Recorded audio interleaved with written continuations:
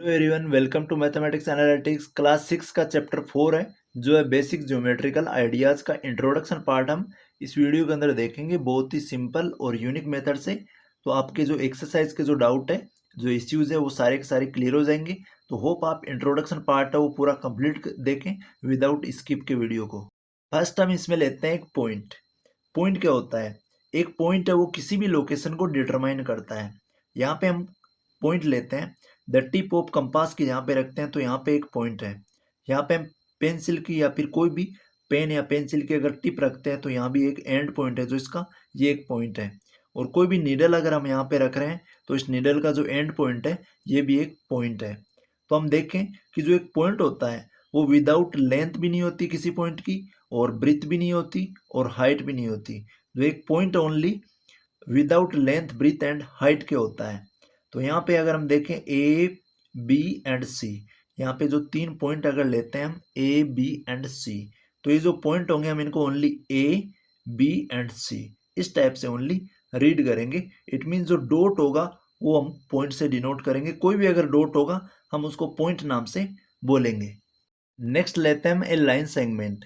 ए line segment क्या होगा? जिसके अंदर हमको एक स्टार्टिंग पॉइंट गिवन होगा और एक एंडिंग पॉइंट गिवन होगा। जब भी हमारे पास में स्टार्टिंग और एंडिंग पॉइंट नोन हो, जिनके बारे में हमको एक फिक्स लेंथ पता हो, तो हम उसको बोलेंगे लाइन सेगमेंट।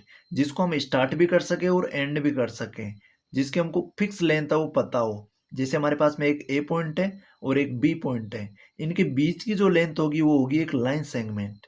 तो लाइन सेगमेंट के अंदर एक फिक्स लेंथ होगी जिसके अंदर हमारे पास में स्टार्टिंग पॉइंट भी हमको नोन होगा और लास्ट एंडिंग पॉइंट भी पता होगा। तो जिसके अंदर, जिस लाइन के अंदर हमको स्टार्टिंग और एंडिंग पॉइंट पता हो, उसको बोल देते हैं हम लाइन सेगमेंट। तो लाइन सेगमेंट का हमको ध्यान रखना है। देखते हैं हम ए लाइन। ए लाइन क्या होती है? जब भी हमारे पास में कोई सेगमेंट है, लाइन सेगमेंट है, जिसका जैसे हमारे पास में ए और बी एक लाइन सेगमेंट है, अगर हम ए को इस तरफ हम एक्सटेंड एक्सटेंड करेंगे और बी को हम इस तरफ एक्सटेंड करेंगे, इनको हम इन्फिनेटली आगे तक बढ़ाएंगे, इसको भी आगे तक बढ़ाएंगे, तो हमारे पास में एक लाइन आएगी जिसका ना ही तो कोई स्टार्टिंग पॉइंट होगा और ना ही कोई एंडिंग पॉइंट होगा, जिसको हम दोनों तरफ है वो एक्सटेंड कर सकें, प्रोड्यूस कर सकते हैं बहुत आगे तक, जिसके हमारे पास में कोई फिक्स लेंथ नहीं होगी। तो कोई भी अगर लाइन है तो उसकी फिक्स लेंथ नहीं होती है। और यहाँ पे देखें हम, जैसे P एंड Q, हम Q पॉइंट को आगे तक बढ़ा सकते हैं और P पॉइंट को भी हम आगे तक बढ़ा सकते हैं। तो ये वाली जो कंडीशन होगी हमारे पास में लाइन की कंडीशन होगी। यहाँ पे एक line through two point A और B is written as A B. A B के ऊपर हम ऊपर लाइन का बार का जो साइन लगाएंगे, इट मीन्स जो ए बी लाइन है ये एक लाइन है जिसको हम काउंटलेस, हम एक ही साइड में पूरा बढ़ा सकते हैं और बी की साइड में जितना चाहें उतना बढ़ा सकते हैं। तो इसकी जो लेंथ होगी वो इंडिपेंडेंटली होगी दोनों डायरेक्शन के अंदर। हम ए डायरेक्शन के अंदर भी और बी डायरेक्शन के अंदर भी इस लाइन को बढ़ा सकते हैं। तो एक काउंटलेस नंबर ऑफ पॉइंट हो जाएंगे इसके अंदर, क्योंकि एक लाइन के अंदर हम जितने पॉइंट चाहें लगा सकते हैं। तो इसके अंदर जो काउंटलेस होंगे, जिसको हम काउंट नहीं कर सकते, इतने सारे पॉइंट हम इस लाइन के अंदर यूज कर सकते हैं। सेम पीक्यू लाइन के अंदर भी ऐसी पोजीशन होगी जिसकी लेंथ हमको एग्जैक्ट पता नहीं होगी, ये काउंटलेस होगी पूरी की पूरी, जिसको हम दोनों साइड में, दोनों डायरेक्शन के अंदर इंडेफिनेट तक बढ़ा सकते हैं, बहुत ज़्यादा बढ़ा सकते हैं, बहुत ज़्यादा प्रोड्यूस कर सकते हैं, जिसकी कोई फिक्स लेंथ नहीं है। तो जिस लाइन की अगर कोई फिक्स लेंथ नहीं है तो हम उसको बोलेंगे लाइन। नेक्स्ट है इंटरसेक्टिंग लाइंस। इंटरसेक्टिंग लाइंस क्या होती है? कोई भी टू लाइंस होती है, थ्री लाइन है, कितनी भी लाइन होगी, उनका जो कॉमन पॉइंट होगा वो ओनली सेम होगा, एक पॉइंट होगा। तो यहाँ पे एक लाइन है हमारे पास में L1 और एक लाइन है L2। ये जो दोनों लाइनें इंटरसेक्ट हो रही है, मिल रही है P पॉइंट के ऊपर, तो इनका जो कॉमन पॉइंट होगा वो P पॉइंट होगा। तो जब भी अगर इफ टू लाइन्स है one common point, they are called intersecting line. कोई भी अगर लाइन है उनका एक ही कॉमन पॉइंट हो रहा है तो उन लाइंस को हम इंटरसेक्टिंग लाइंस बोल सकते हैं। तो इंटरसेक्टिंग लाइंस का कॉन्सेप्ट है बहुत ही सिंपल है। जब भी एक कॉमन पॉइंट के ऊपर टू या मोर देन टू लाइन अगर आके मिले तो वो लाइनें होती हैं इंटरसेक्ट लाइनें। दोनों एक दूसरे को काटे या कितनी भी लाइनें अगर एक दूसरे को काट रही है तो इंटरसेक्टिंग लाइंस होगी। हमको इसका ध्यान रखना है कि एक कॉमन पॉइंट के ऊपर जितनी भी लाइनें काटेगी, यहाँ पे एक अदर लाइन भी और हो सकती है, यहाँ पे और भी लाइनें हो सकती है, बहुत सारी इसमें लाइनें हो सकती है कॉमन पॉइंट के ऊपर, तो ये सभी जो लाइनें होगी वो इंटरसेक्टिंग लाइंस होगी। नेक्स्ट हम लेते हैं पैरेलल लाइंस। पैरेलल लाइंस क्या होगी? जिनका हमको स्टार्टिंग और एंडिंग पॉइंट पता होगा, बट उनके बीच की जो डिस्टेंस रहेगी वो हमेशा सेम रहेगी, और वो लाइन होगी वो कभी भी लाइन इंटरसेक्ट नहीं करेगी एक दूसरे को। तो पैरेलल लाइंस, जैसे हम यहाँ पे एग्जांपल लें, यहाँ पे हमारे पास में एक सी एफ लाइन है और एक बीजी लाइन है। इन लाइंस की जो डिस्टेंस है, बीच के अंदर जो डिस्टेंस है, ये हमेशा सेम रहेगी। सी और बी की सेम रहेगी, और फिर इनकी जो बीच की डिस्टेंस है ये भी सेम रहेगी। मतलब ये लाइनें कभी भी मिलेगी नहीं। एफ और जी लास्ट तक जो दोनों लाइनें होगी, लास्ट तक इनकी जो डिस्टेंस रहेगी बीच में ये सेम रहेगी। तो इन लाइंस को बोलेंगे हम पैरेलल लाइंस। तो पैरेलल लाइंस की जो डिस्टेंस है रिमेनिंग ऑलवेज सेम, हमेशा सेम रहेगी, और ये लाइनें कभी भी एक दूसरे से मिलेगी नहीं। तो इन लाइंस को बोल देंगे हम पैरेलल लाइंस। यहाँ पे different type of parallel lines के, यहाँ पे D C and A B भी पैरेलल लाइन है। ये दोनों, अगर हम यहाँ पे बेंच का एग्जांपल ले रखे हैं, तो बेंच के जो दोनों कॉर्नर है, दोनों एज है, जो दोनों किनारे कभी भी एक दूसरे से नहीं मिलते हैं। तो ये जो किनारे हो जाते हैं ये हो जाते हैं पैरेलल लाइंस।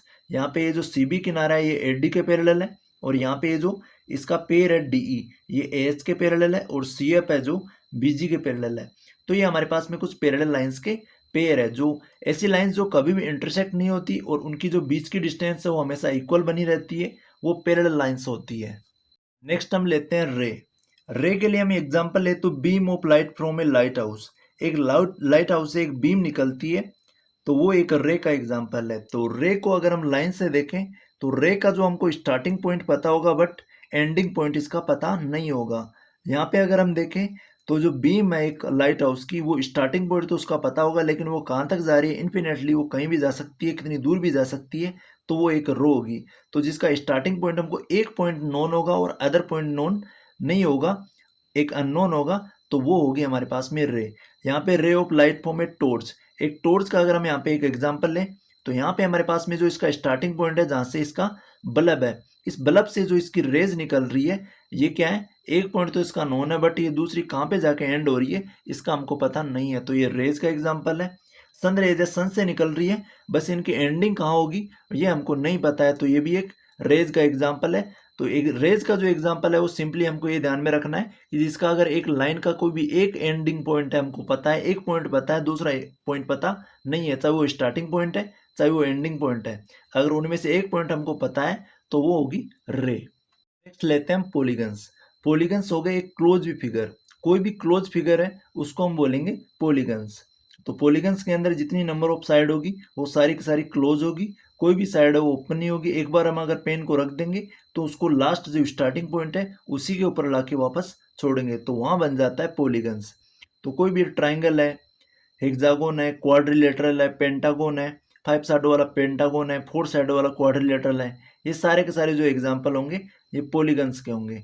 तो यहाँ पे हम देखें इन फिगर्स के अंदर, यहाँ पे first second third fourth fifth six के अंदर, तो यहाँ पे पॉलीगन्स के एक जो एग्जाम्पल है, फर्स्ट है, सेकंड है, फोर्थ है, ये जो सारी है वो क्लोज फिगर है, तो ये सारे पॉलीगन्स के एग्जाम्पल है। तो हमको पॉलीगन्स का ध्यान रखना है, कोई भी अगर क्लोज फिगर होगी हम उसको पॉलीगन्स के नाम से जानेंगे। नेक्स्ट हम समझते हैं एंगल के कॉन्सेप्ट को। एंगल क्या होता है, जब हमारे पास में टू साइड्स गिवन है, टू साइड्स जो कॉमन वर्टिक्स के ऊपर दोनों साइड अगर कहीं भी आके मिलती है, तो दोनों के अंदर एक बीच में जो फॉर्म होता है वो होता है एक एंगल। तो जब भी हमारे पास में दो रेज है, दो साइड्स है, दो एज है, दो किनारे पे है, कोई भी साइड्स अगर आके कहीं भी मिलती है तो उनका एक कॉमन वर्टिक्स होता है, एक कॉमन पॉइंट होता है। तो कॉमन पॉइंट के एक साइड से जहाँ पे दोनों लाइन आके मिल रही है वो होगा हमारा एंगल।